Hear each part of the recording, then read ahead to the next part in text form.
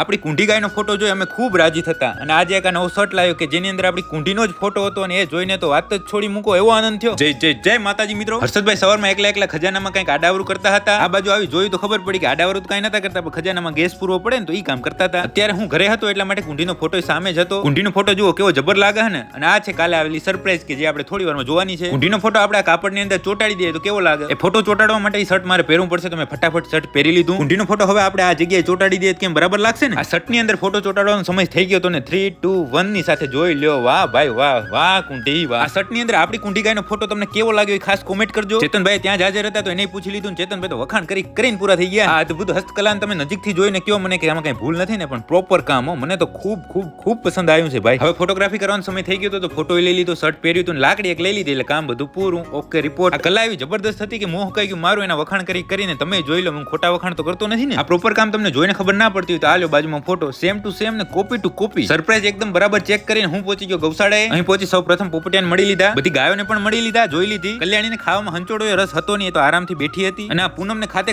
ખાવામાં રસ હતો નહીં, આપણે સામું જોતી હતી. ભલે મિત્રો હવે આજનો આ દિવસ પૂરો, આજનો વ્લોગ પૂરો. લાઈક કોમેન્ટ શેર કરવાનું તમે ન ભૂલતા.